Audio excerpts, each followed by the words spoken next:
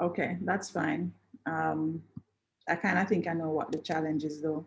All right, guys, so welcome all technologists and technologist fans. Um, we are so pleased that you are joining us for our first Jamaica's Technology and Digital Alliance Community Forum. And this is going to be an interactive conversation, guys. What we're looking for is we're looking for you to weigh in on exactly what's happening in your minds, in your hearts, in your offices, in your communities, as it relates to the conversation around online security and privacy. So what we've been actively doing is we've actually been working on getting feedback from the community. And based on that feedback, we have been able to now look at, okay, what exactly is it that the people are saying about JamCOVID and what happened there, as well as what exactly is it that people are saying about, you know, security and privacy in general. You know, do people want their data to be stored on government systems? Is there a concern about the safety and security of your information on government systems? You know, how are software vendors, what is the procurement process? You know, how do we engage our software vendors? So you have all these variety of questions that are happening.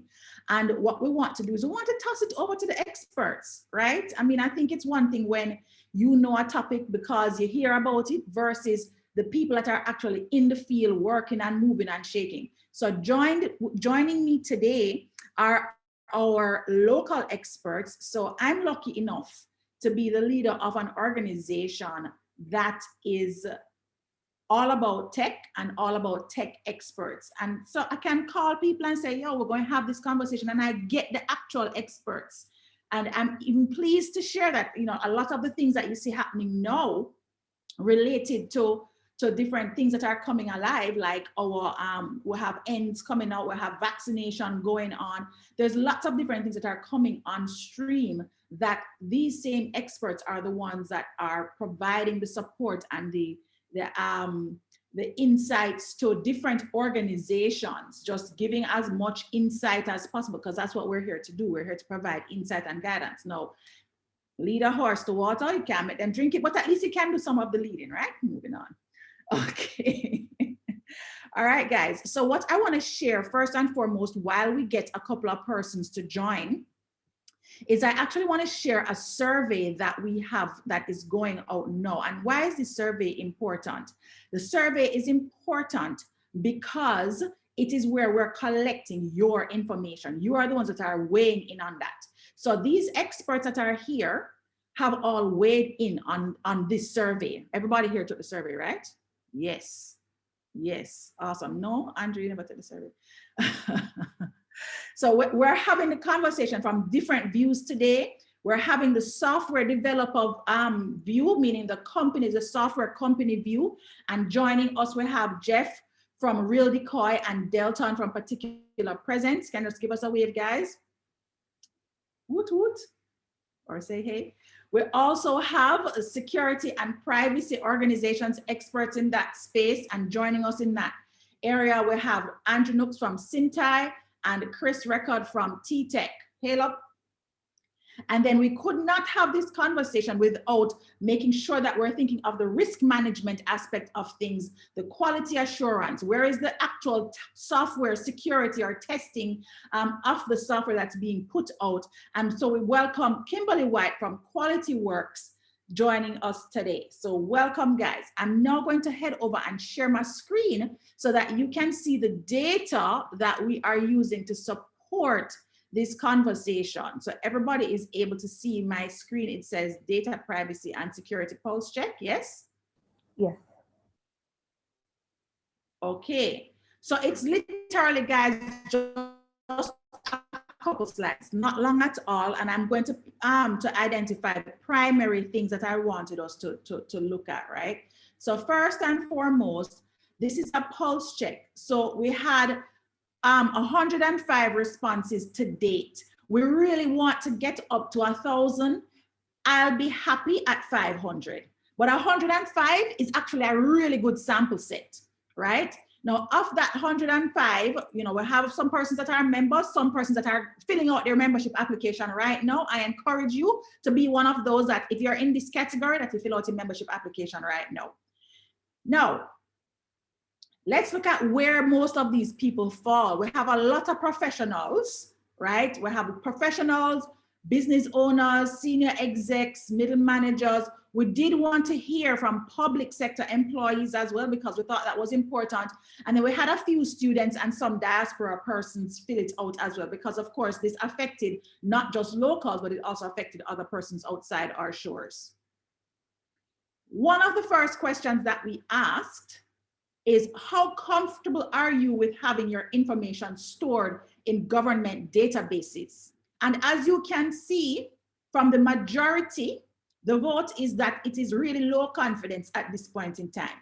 And while I won't go into all of the data that is supporting this answer, it's pretty clear that either you are sitting, it's like pretty much 100 people almost are on the side of saying, I'm not comfortable. And this is something that I believe we can shift, because it's all about how you navigate and manage things, right? So some of the other questions that we asked, guys, are what are your primary concerns or fears with regards to the recent JamCOVID security lapse? And tonight's discussion is really going to focus around the top 4 items, primarily the top 3, but we're going to probably throw in some things about needs in there. But you can see that the top 3 items are security, privacy, and the procurement process that the government takes in getting our developers or vendors that are going to be providing platforms for us to put our data. So one of the reasons why this is so important, guys, is because we as Jamaica's Technology and Digital Alliance are all about advocacy for you. Whether you are a member of society, just an individual that is a part of society, or you are an IT professional or an IT vendor, we are here to support you. And there have been lots of conversations about people being unhappy with the way that not just JamCOVID was handled, but just the general procurement of software, things popping up. I saw it again with ends coming out in the press release. There's just low confidence in how we deliver software that is of national importance, right? So our experts today are going to be weighing in on these top areas, and I'm encouraging you all, and if somebody could please drop the survey link in the chat, because of the 30 odd people that are on, I don't know how many persons have actually taken the survey as yet. If you want your voice to be heard, then you definitely want to participate in that, because this information is used to lobby the government. That's what we do. We go and we say, we feel there's an opportunity for change.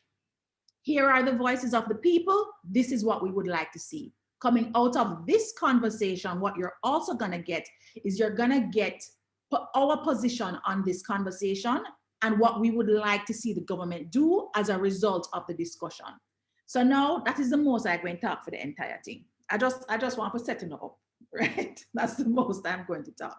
Now we're actually going to be shifting over to our experts, because I want to hear from each of you about those key focus areas. We saw the top 4 things. I mean, it's pretty concerning that needs was right up there along with security and privacy and the concerns about the JamCOVID lapse relating to that, right?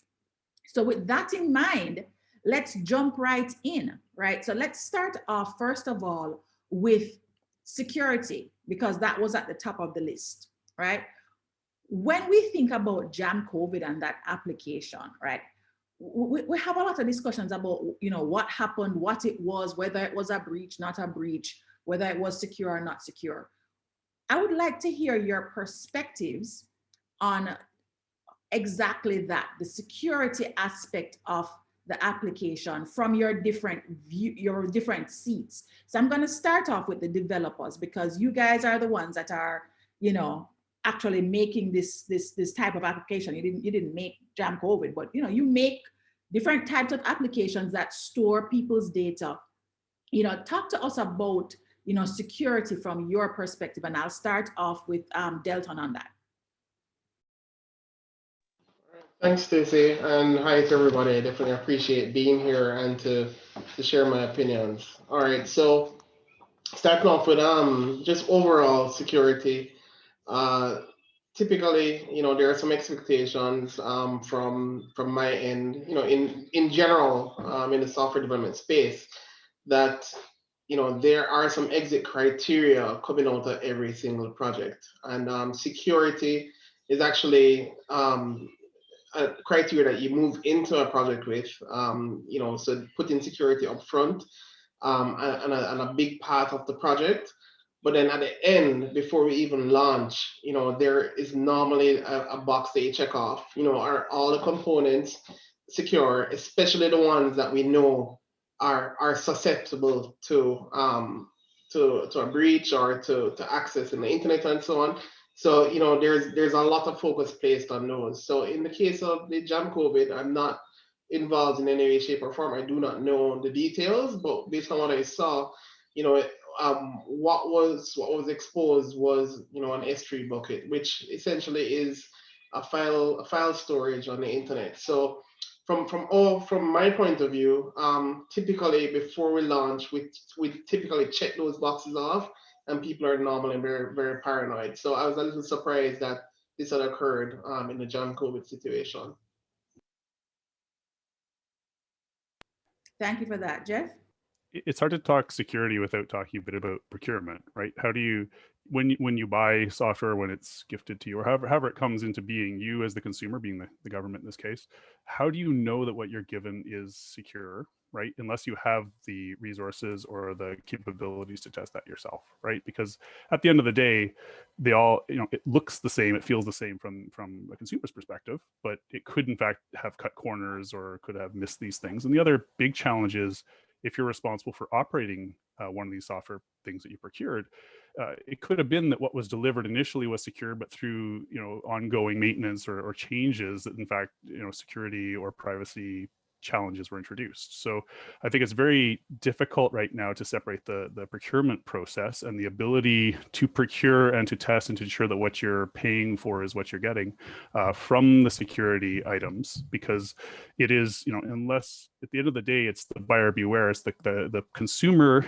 of this, the government needs to be able to assess whether or not what they're receiving is following the right methodologies. Are they following Denton's checklist in order to deliver it to you? And then are you able to operate it in such a way that or even if the vendor's operating it, are they able to operate it in a way that's going to remain secure? No, that's good. Got that. All right, security guys, tossing over to you. Either one can jump in. I see both of you look very relaxed. Andrew, talk first, man. No, I just kind of listened to the conversation, and somehow I was hoping that we don't go off on the JamCOVID thing, but from a security perspective, I think Denton and Geoff said there are a lot of moving parts when it comes on to security, and it has to start when the concept from conceptualization. So if we're going to talk about security, from we have a concept to the design to the development to the implement to the testing to the implementation, security has to be built into the DNA of the entire process. And this is not about JamCOVID, this is just about any solution that you're going to put in. And this is not only about software and software development. It pretty much can be applied throughout life, right?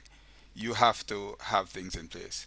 The part of it that is often missed though is after the implementation of the application or the solution, what happens next? And you have things like changes will happen, whether that be configuration changes or code changes, and there has to be a process to manage those changes. And incidents, we could be the best security professionals, the best developers in the world. Things are constantly changing, and things will happen. The thing is, after something has happened, do we have an incident management and an incident response plan that is going to take us through that? And if we're only looking at that at the end, then we're way behind the eight ball, as I say. If we haven't thought about what are the things that could possibly go wrong before and start planning for that, then if something actually goes wrong, then we're going to be in big trouble, because we wouldn't have put in the necessary controls, or be gathering the information as we go along to assist us in looking at the issue in a holistic way. Indeed. Thank you, Chris. Thanks, Andrew, and Geoff and Denton. You know, it's always great to hear from the perspective of a developer, and then of course, you know, Andrew comes in as a perspective of a cybersecurity professional that has to go in, you know, break down the door and try to sort out the matters after problems occur. My chairman has a saying that he often repeats once these issues arise, and we go in and try to understand what went wrong. And I think Geoff kind of sort of alluded to it a little bit. And my chairman's statement is, Chris, it's always communication. Someone didn't say something at the time when they were supposed to say something. And we don't know exactly what happened. You know, Denton was right. You know, none of us know. We see a news report. There is hysteria around it. But what's interesting, and I did a tweet, and actually I had a discussion with Andrew Nooks about it. You know, both of us, you know, we as IT security professionals and just IT professionals in general, we kind of also always want to know, okay, what's the facts? What actually happened, right? So media is saying one thing, the punters out there and all the people half who really don't understand the inner workings of these things are saying another thing. And we have to just dress back as IT professionals and say, okay, what really happened here, right? Was it really and truly just something that was just left open? Was it a brute force attack? Was it, we don't know, right? So as IT professionals, again, a number of us huddle and we say, okay, what do we learn from this? Again, comes back to my chairman's statement, communication.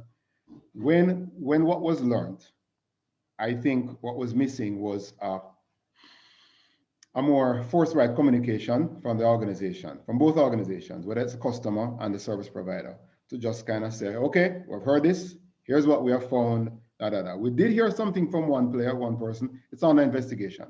And so we dress back, and if it's on the investigation, because it's a public, yes, it's a public, it's involved with the government, so we are expecting at some point in time there'll be some report.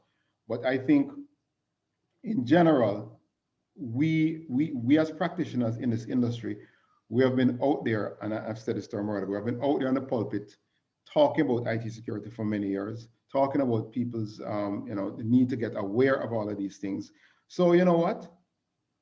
Sadly to say, this has been a positive for the industry, in other words, because it has brought way more awareness all of a sudden on this thing. So I am never ever one to let a good crisis go to waste. And so from the hysteria around it started, I started to say, okay, folks, you know, the various news media start calling, everybody want to get everybody want to come out bashing government and bashing the developer and all this stuff. And I said, no, they're not bashing anybody. If these bad things happen, then shame on them.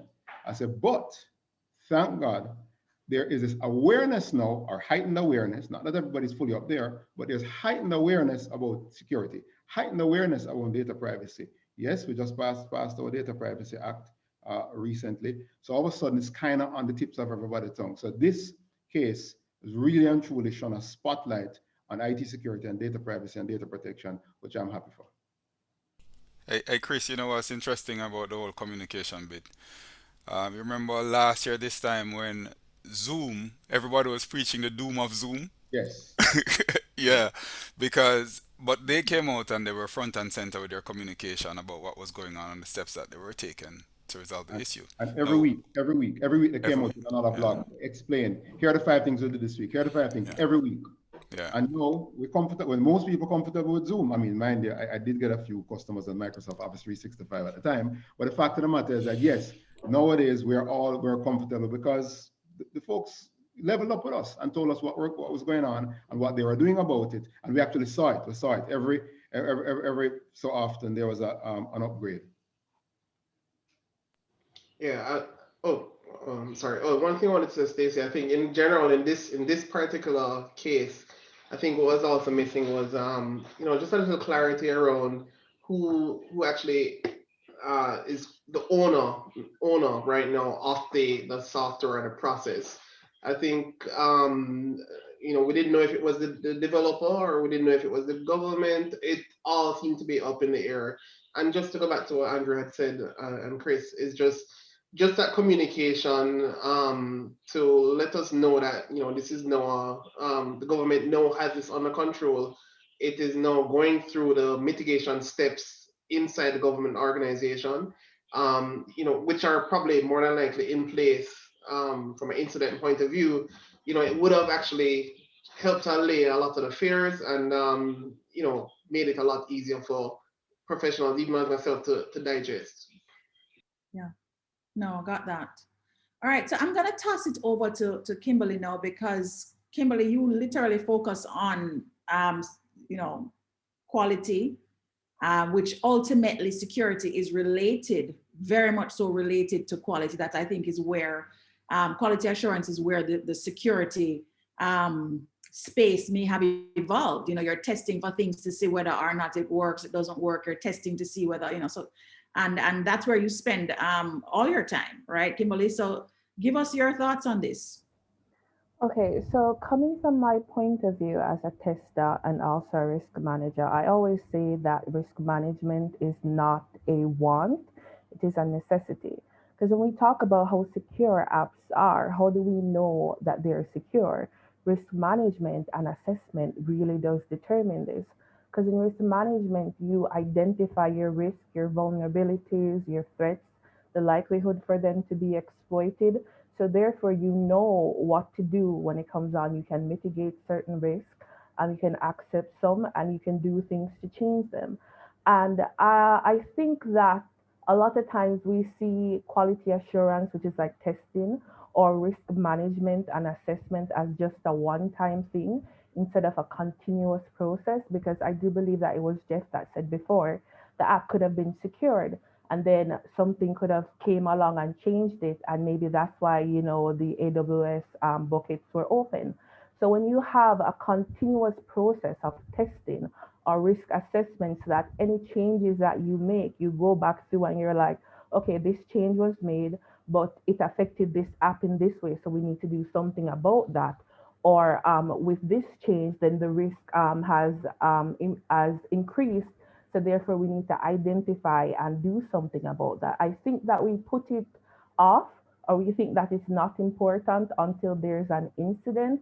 So I'm really hoping that this entire breach, if you want to call it that, or just security incident, just highlights how important software testing and also risk management is.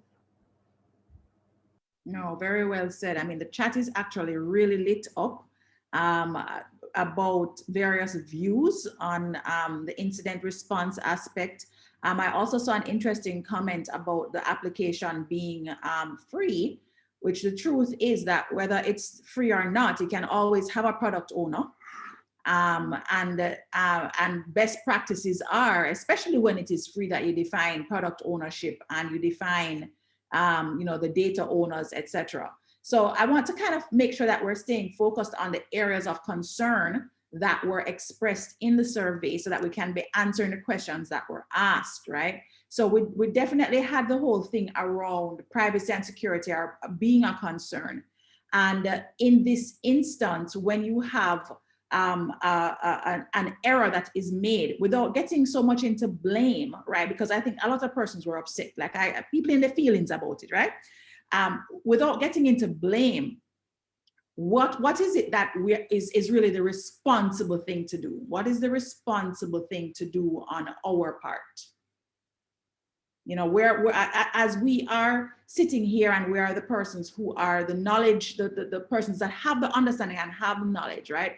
What is our responsibility? Is it just doing things like this? Is it writing papers?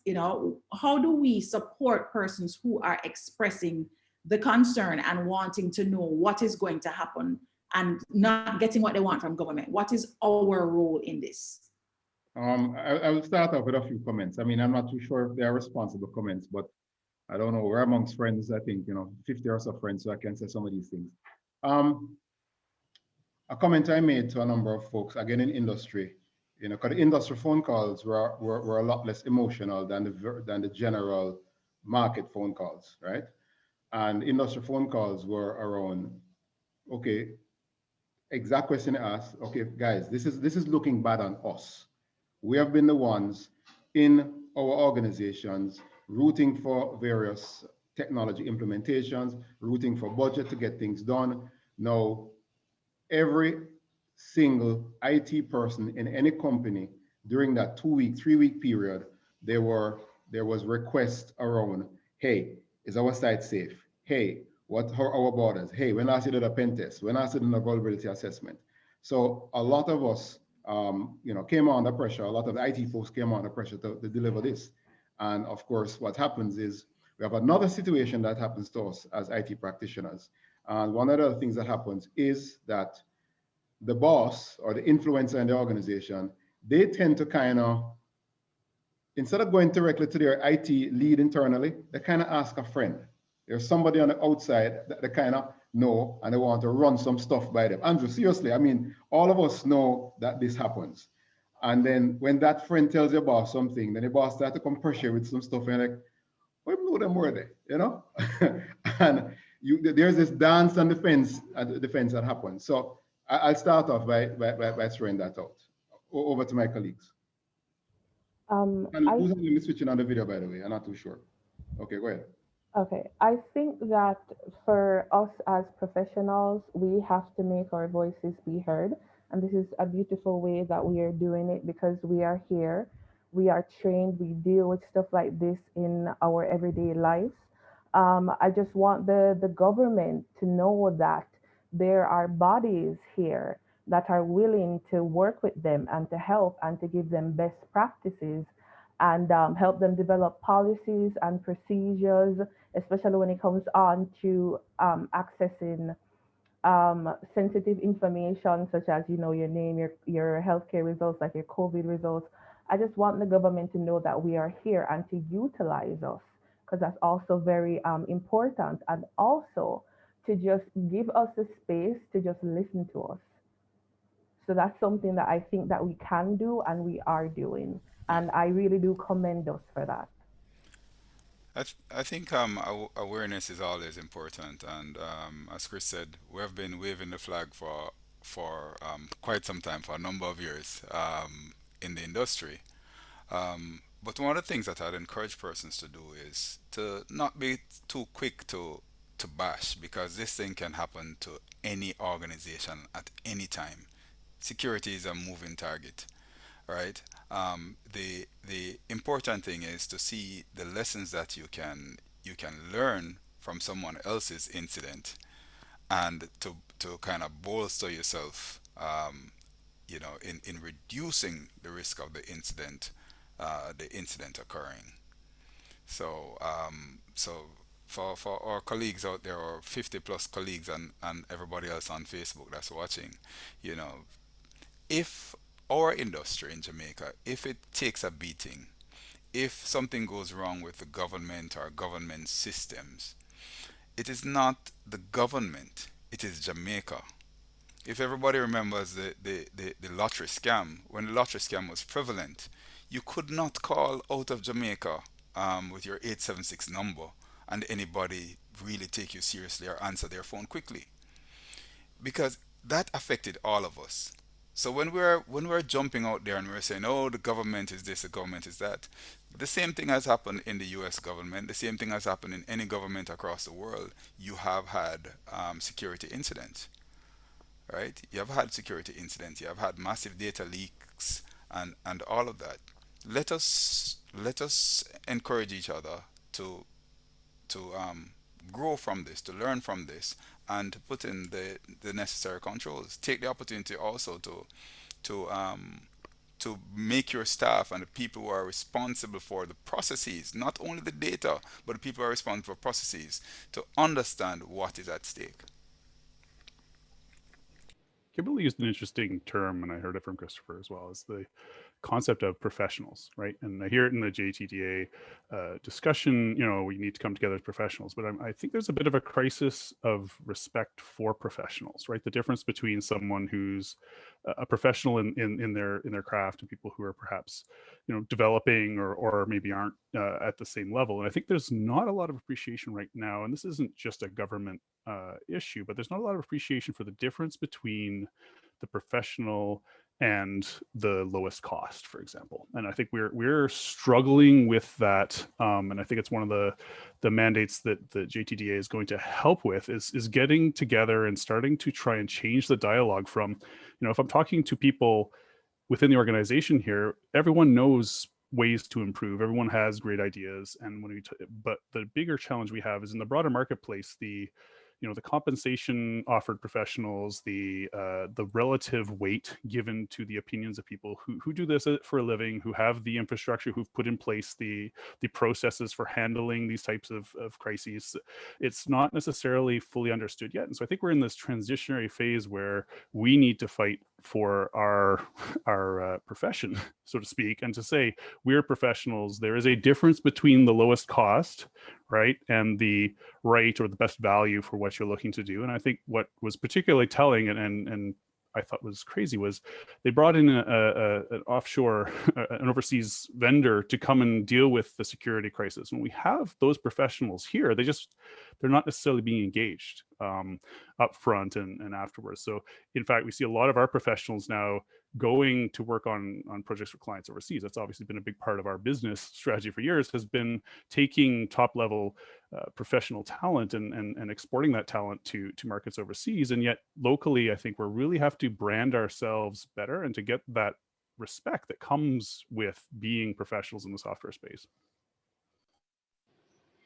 Yeah, I don't think there's much more to say. I think everybody more or less covered that. And, you know, all those points I wanted to make, which is, I think we have to understand there is a cost to the process, meaning, you know, if you want to maintain certain standards, if you want certain outcomes, you're going to have to bear the cost to get to where you need to get to. So, you know, that's the difference between a Subaru, I will say, and a BMW, right? You know, there. I'm a Subaru fan. There is a very reliable, but it, you know, it is the process of actually creating that vehicle. So it's the same when it comes to software development or products and services. You know, if there is a particular vendor, and you know, I'll just say one of our clients, one of our customers, they asked us, are you following ISO 27001? And at the time, we were like, no. They literally drug us through the mud. You know, we had to have physical inspection of property. They tested all our security systems and so on. And they had delivered a massive report on us. And what would have saved us is if we had the ISO 27001 certification, if we were conforming to those standards, then they would have felt very comfortable actually having us work with them. So I think, you know, for organizations to understand, for us to implement ISO 27001, you know, we actually need internal professional people who are creating these audit policies, all of these data control policies, and it takes time, it takes money, and then the actual processes to support it. We need to buy software to test our software, to ensure it's conforming to these standards. And all of that costs money. And so we cannot deliver the service for $15 an hour. So, you know, that's essentially what needs to, you know, kind of come out here if we want to raise that bar.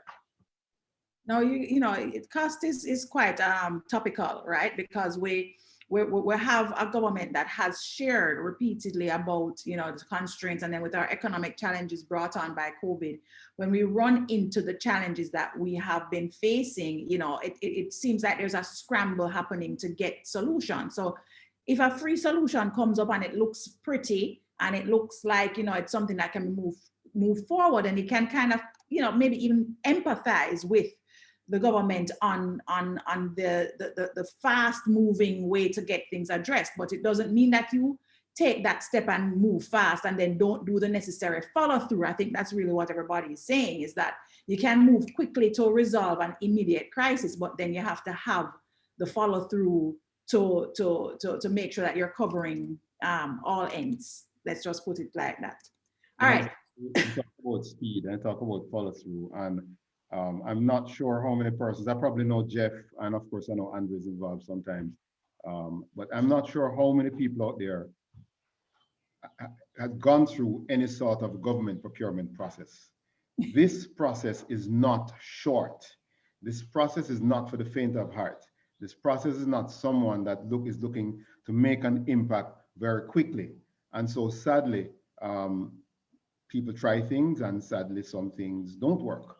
For any of us who have, who try to help a friend or a colleague within government, they call you, something is broken, they need equipment or software or something. No, I mean, you have to provide it for free if you want to be the one to help them, because they're calling, balling. But if you try to say, okay, here's a quote, here's a price, here's something, I said, boss man, Chris, that's 3 months before I can buy that. So it's just one of these things that sadly is a reality of where we are, and measuring by this gold standards. Anyway, let's not start on that angle. All right, now somebody actually raised a really good point in the chat about JamCOVID now being used to collect data for vaccine scheduling, and that has been raised by a few persons as a point of concern. But again, we have vaccinations needed, and that my thought process is, a year ago we knew we were going to need vaccines, and yet still we're running, chasing that we have to do something quickly. And so, we rely on the existing system that we have in place. Now, with that as an action item, we need scheduling for the vaccines, and that would have been on the table from a year ago. Where is the focus happening inside of government? Is that something that we are prepared to assist with, to be more proactive as opposed to being reactive? So now vaccines are happening, and it is when the vaccines are happening that we're now seeking the vaccination schedulers, right? So how do they get more proactive? How do they, front load that? Is that through eGov? Is that through having an internal CIO, which I don't know if that job has been filled as yet? How do we even say to the government, this is what we think you should be doing? Because that's raised as a point of concern. I think one of the biggest issues is that the government is not very transparent. So like you said before, we know that things are happening like right now, like when they're happening. So I always say that if the government is more transparent in what they want, or let's just say, like you said, the vaccine, you needed the scheduling thing from, how long ago. If they were transparent with this, then it would be easier for persons like us to like help them out. But the factor that a lot of times we don't know what's happening until it's already done, then, what can we do from our, standpoint? There are different viewpoints on that. In the midst of a fire, if your home was on fire and everything, one of your main responsibility is to try to put out that fire, right? So you're running like crazy and you're putting out the fire. You're not thinking about necessarily buying furniture and the logistics of getting the furniture back in the house whilst the house is on fire, right? So we have to be fair in that assessment. What persons on the outside of that process could be doing is to be looking at what's going to be coming next and how can I get my voice heard. And that you can do through forums like these, to say, listen, vaccines are going to, because us in the industry too, I mean, we're saying the government is looking for now trying to put in distribution apps. Us in industry, we could have seen that coming as a need and start preparing ourselves and our organization to develop that to contribute to the systems whilst the fires are being put out. So if we're going to be open and transparent about that, it can't be all government it's all of us. It Yeah, affects all of us. Andrew, there's a point I'd like to make, and I think it's unfortunate the general concept of government because there is the political side of it, and then there is the technocrats, and then there are actual professionals within government, and I don't know anybody there that I can say, but I'm pretty sure if I went in there and spoke to somebody would say to me, listen, we've been saying this for a while, and for whatever reason, it didn't happen. Because I've seen it in organizations also, right? And I think that's one of the biggest challenges that I just manage how I say it, that I think professionals are getting thrown under the bus. Meaning, I think throughout this whole COVID, their professionals are making recommendations internally. On the medical side, I know they're making lots of recommendations. I believe on the IT side that recommendations are also being made. I have no doubt about that based on how they're able to run the system before COVID because it was running, right? But for whatever reason, and this is a thing I see in Jamaica, which I really don't see in other countries, um, the professionals are not the ones leading the charge. The professionals are not the ones out front having the conversations with the public. It is always, okay, I will tell Andrew, and then Andrew will know, replay everything that I just explained to him. Versus, let's put the CIO of Minister of Health or let's put them up front, explain processes, let them say this is what we need to address the problem, and then from there, I think you'll get the public backing. But as far as the public is concerned, nobody in these places have no sense because they must could have seen that this was coming. Because everybody else saw it, and it is unfair to the technical people in organizations. That's what I feel. Let me stop. I can understand where you're coming from, Delta. And, Chris being the marketer, there are sometimes when you go out and you say, listen, this is what we can do for you. And stuff, and then you come back to the back end and say, listen, I promise these guys that I can do this for them, make it work, no? So you also have that too. So I can understand your perspective. Now, I want to switch the gears a little bit because one of the things that has come to the surface out of the discussion around data security and privacy is NIDS, right? And we're looking at creating a national ID system, and we I believe that most of us as practitioners in the space recognize the benefits that go along with NIDS, and we've all been consulted. I will say that the process that process has actually been one that has been a bit more inclusive. I've certainly been consulted, and I'm sure multiple tech organizations were reached out for consultation. JTDA was a part of a wider coalition that provided, insight and feedback on it, right? But when you have a significant lack of trust, how does the government come back from that? I mean, when I look at the results of the survey so far, again, guys, I'm just saying, we need to make sure that you guys are taking the survey. I'm just gonna bring it up on the screen in a little bit if Jason could make me co-host. But some of the comments are, they want an independent audit of the NID security system, as well as legislation that will force the government to report on any data breach. So now persons want more stringent measures from a regulatory perspective put in place to kind of make, government show up a particular way. NIDS is being done by eGov. Somebody believes that, because eGov is involved, there should be a higher standard. But even with all of those things as concerns, is my data safe? Who will have access to my data? Will data protection measures be taken? All of those things are related to trust, and trust being eroded and the continuation of that erosion. How does the government regain that trust? How does government regain that trust?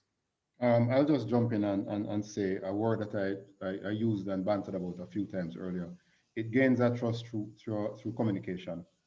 Communication over and over again, every step of the way around what's happening. Now, sadly, we have a situation where to have a situation where sometimes, you know, folks are gagged and folks don't want to talk about, you know, talk about their issues, and they don't want to talk about certain things within, you know, within the purview of their organization that will have some negative impact, or however it is, they just don't want to talk.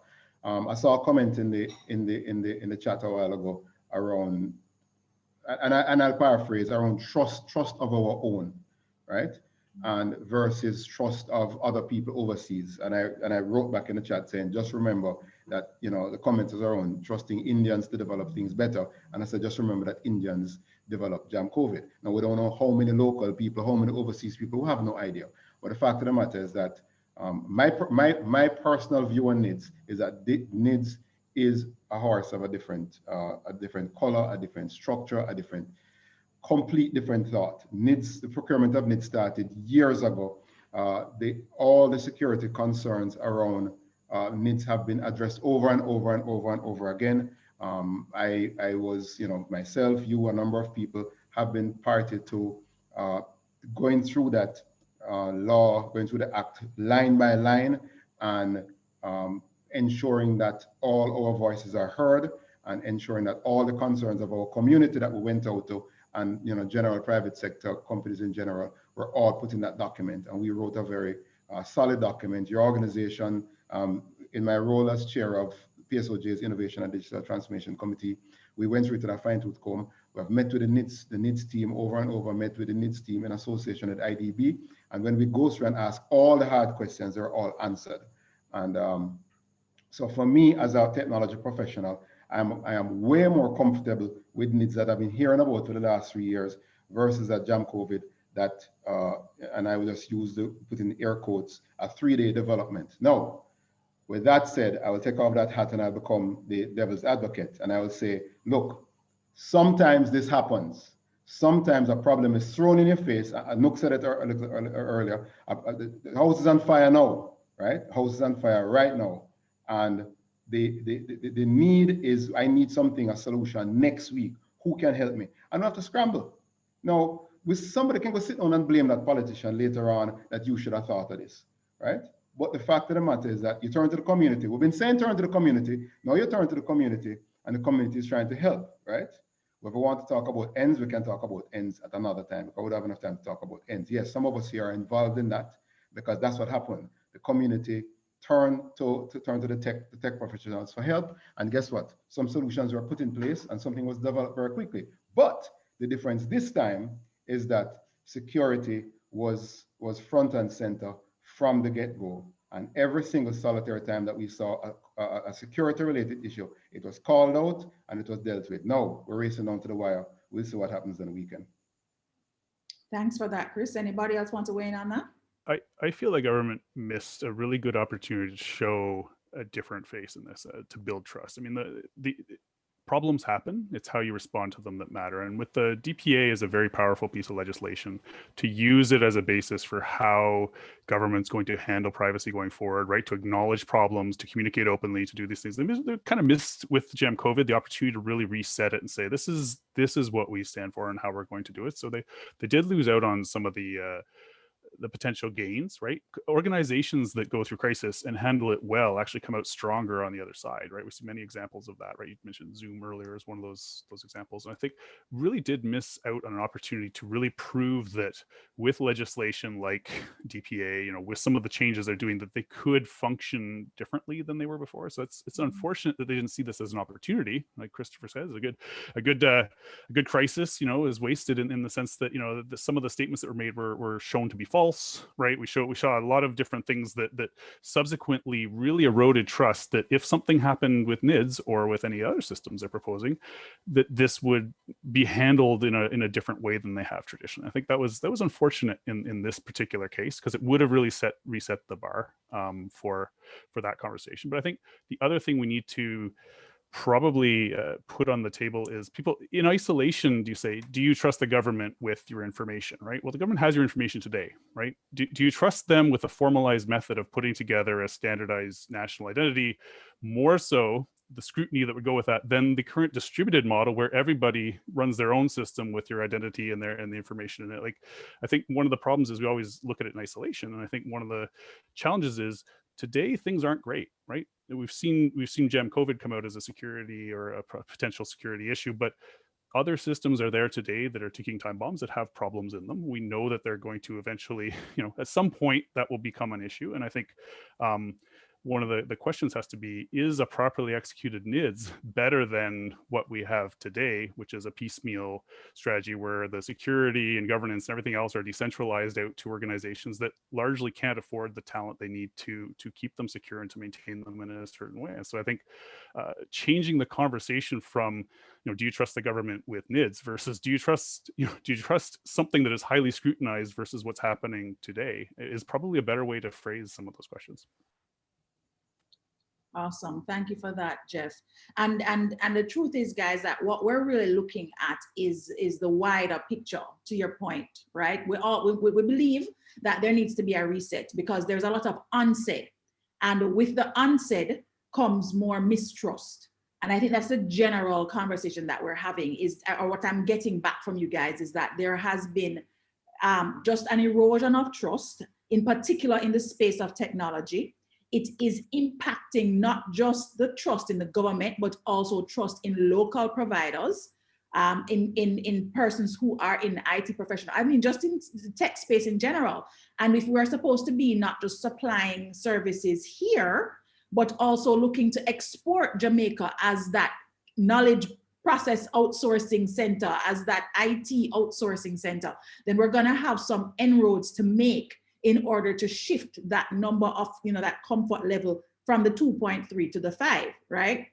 So as we wrap up here, guys, I want to just kind of get your individual perspectives on, what we need to ensure that we're taking on as our position, because the whole point of this, as I said at the beginning, is to ensure that we can lobby the government for the changes that we want to see, right? And so JTDA will be putting forward our position, which so far we have all things about transparency and a procurement process that has some more stringent measures, and of course, maybe external audit by professionals that are a part of these organizations. Just give me your last thoughts on, what exactly it is that we need to make sure that we are including in this position that we give to the government. And I'm going to toss it over to Kimberly to just weigh in first.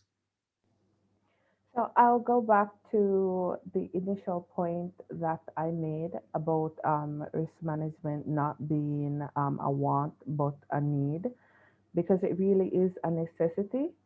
It's something that I want us to just really highlight, that when it comes on to applications and systems that contain sensitive information, that we really need to thoroughly test those systems, and having risk management processes and processes for quality assurance that's imperative to allowing people to know that, okay, this is not just something that we just put out without any prior testing. So this has been tested rigorously, so therefore it can be trusted. And it's not just, we test it and then we forget about it. It's a continuous process. So therefore that level of trust can just be there to be like, okay, so I know that if anything goes wrong, the government or anyone else can just come and say, okay, so we'll figure this out because we're continuously doing it. So I just have to say that risk management and software testing is very important, and that's something I really want us to highlight. So yeah, that's it on my end. Thanks for that, Kimberly. Tossing over next to Denton. Yeah, so my response maybe is a philosophical, but I think the strength of institutions essentially determine the strength of a country. And in Latin America, in some of the countries that have really done well, they've actually put institutions in place and made them independent, but with a lot of power and a lot of authority. Examples of that, Indicom, for example, was a very good example of that. I think I'm not an anti-NIDS, but I am not so NIDSy. But I think that NIDS is actually, as an institution, is actually, if you can actually get that right, that's another pillar in the country. And I think from the Jamaica technology professional standpoint, I think that we need to have a pillar in the ground about what is acceptable technology, standards, processes, and then have that have that essentially be elevated to become a first class opinion. So baking those into laws and so on, because there are even gaps in the DPA that I have concerned about, which I guess I can't come into here, but just general, if it's an IT security position, people need to have IT security certifications, and they need to keep current. That's missing from BPA, and I've said it quite a few times, and I've written and I've presented that. So just having a body then starting to push some of these concepts, I think, are critical.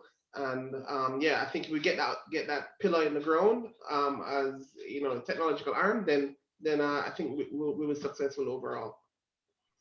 Awesome. Thank you. Thank you very much for that, Delton. All right, Geoff? Certainly don't envy anyone in a government role who's trying to guide through a technical digital transformation like they are. I mean, and as we know as technology professionals, the biggest challenges are usually not the technology, right? We can all say what we would have done differently from a technology perspective, but how do you lead an organization? What you buy, how you manage it, how you strategize about it? It's all fundamentally different now that so many things are digital. And I think we have to have a bit of sympathy, but they can also reach out to us to help them through this, because we've seen it happen overseas. We've seen it happen in different jurisdictions. We know some of the lessons that have been learned. And I think sometimes it's not valued enough that, everyone's going through a tough time. Procurement is messed up in every country right now because of digital procurement is so fundamentally different, right, than we had traditionally. People can buy stuff on a credit card. You used to need a 2-year procurement cycle for. At the same time, we don't necessarily know what we're buying. Like, people are being asked to do things that they didn't sign up for, and that they're now trying to govern over things that they never really had to deal with previously. So I think the people side of this and the government really needs to lean more on people like ourselves, the professionals, in the JTDA to help them, through this process of not just the technology, but also the technology impact on people. Excellent. Thank you for that. Andrew? Oh, you're on mute. Yeah, if I hear that one more time. From the perspective of needs, and this is my comment, the significant part of the needs being what it is was the legislation that should have preceded it, which is now the act is now passed and to be in law, the Data Protection Act. That was a significant missing piece in the first run of NIDS. From the perspective of where we go from here, we haven't spoken a lot about privacy. We have spoken a lot about security and protection generally, but just to highlight that privacy has a lot more to it than just the protection of the data. It's the consent, it's the notice, it's the use, it's the storage, it's the sharing of the data, where the data can which jurisdiction the data will end up. So a lot of different purpose limitation, minimization of data, a lot of moving parts where that is concerned. So we didn't get a chance to dive too deeply into that. From the perspective of what can be done differently, need to look at public-private partnerships. In a country like the US, a lot of IT firms are government partners, government contractors that has the necessary clearance to advise on different things that they can call on. And it's not necessarily the organization as a whole, but there are individuals that are called on that has the necessary clearance that, quote unquote, are consultants with government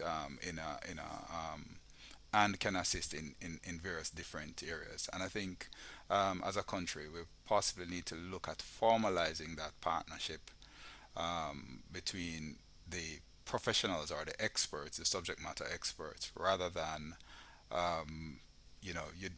you relying on some of the expertise that you have, because the expertise that you need, the salaries that a government can afford, will not necessarily attract that kind of expertise. And I think Geoff mentioned something like that. like that earlier. So it's a good opportunity to look at the partnerships that you can rely on to get those expertise, and to ensure that it is so formal that you don't have to be jumping through hoops to to um, to get the input that you need. Oh, that's well said. Thank you very much for that, Andrew. Very well said. Chris? Thank you very much, Stacey. Thanks for having this event. I had a different set of last words, sorry, until I saw a comment that Marlon made a while ago in the comments, and I'm going to change my last words. And here's how I'll coach it. For those who don't know, the Jamaica Information and Technology Services Alliance, what was JITSA, which is now part of the, back again, for those who want to think about it, as part of it, back together, as part of the JCS, right, again.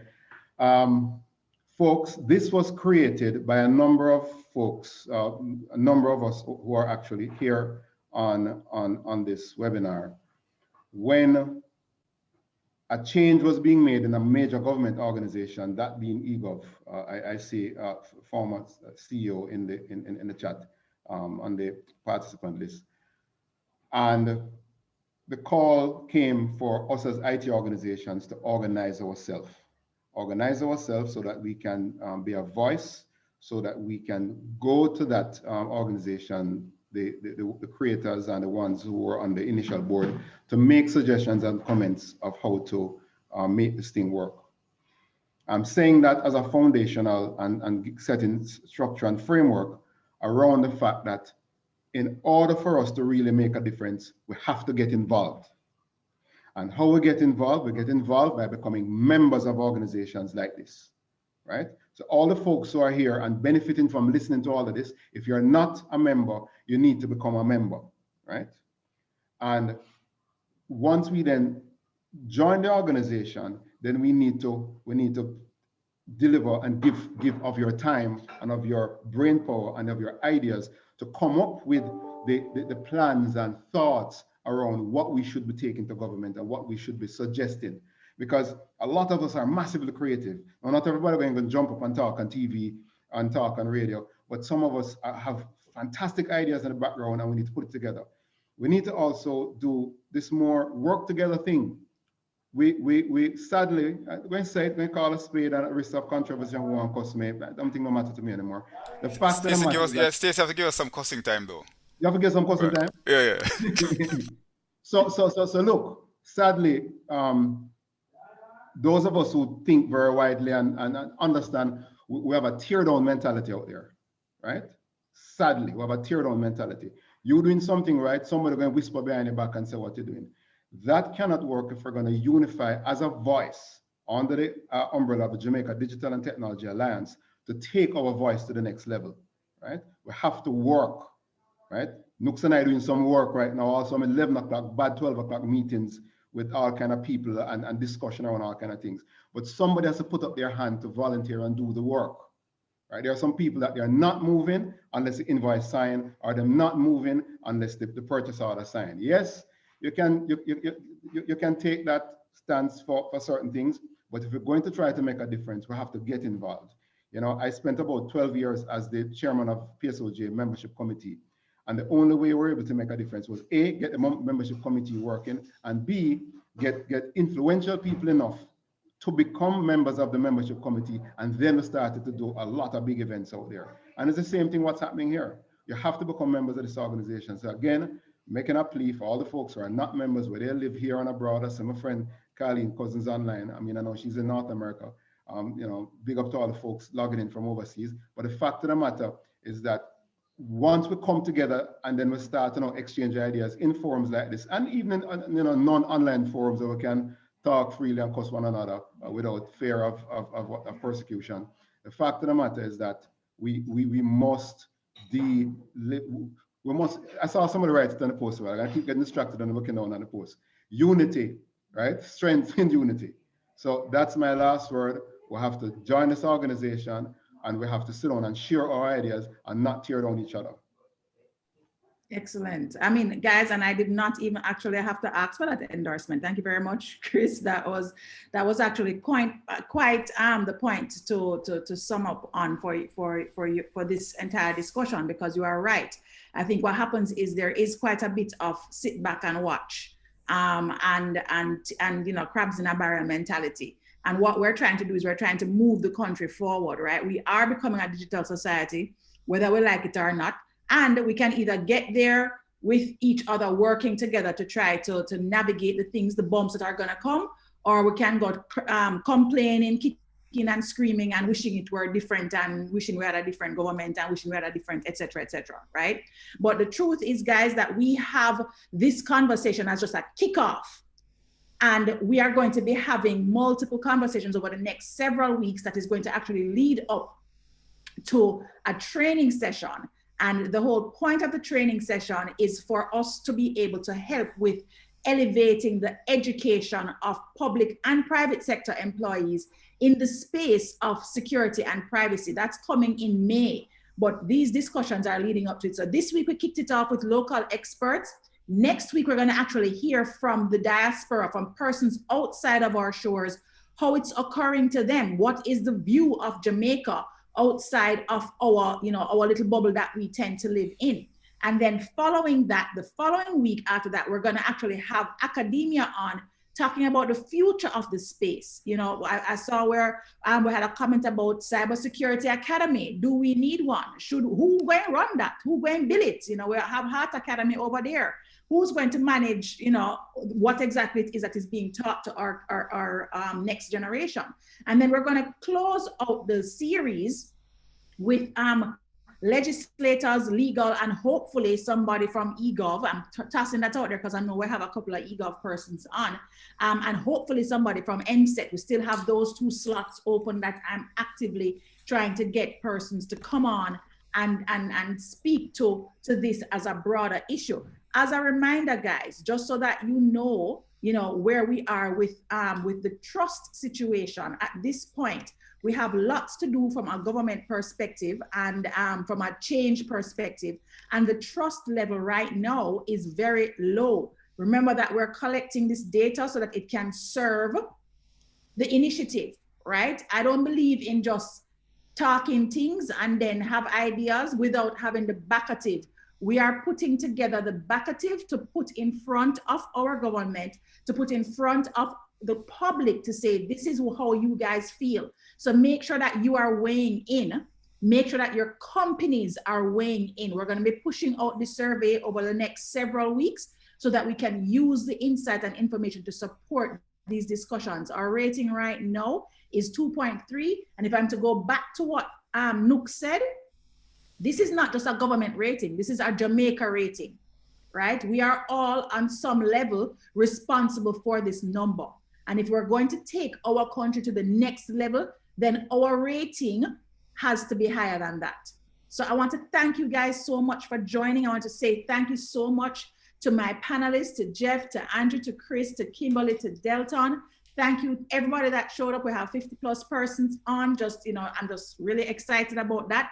Come back next week, same place, same time, 6 p.m. Tuesday, to big up the JTDA Community Forum. This is where your voices are heard. You ask, we answer. Thank you so much, guys, and see you next week. Thanks, everyone. Thanks, everyone. Stacey. Thanks, team. Bye, guys. Bye-bye. Bye, everyone. Have a fantastic rest of the evening, okay? Here. All right. Good discussions.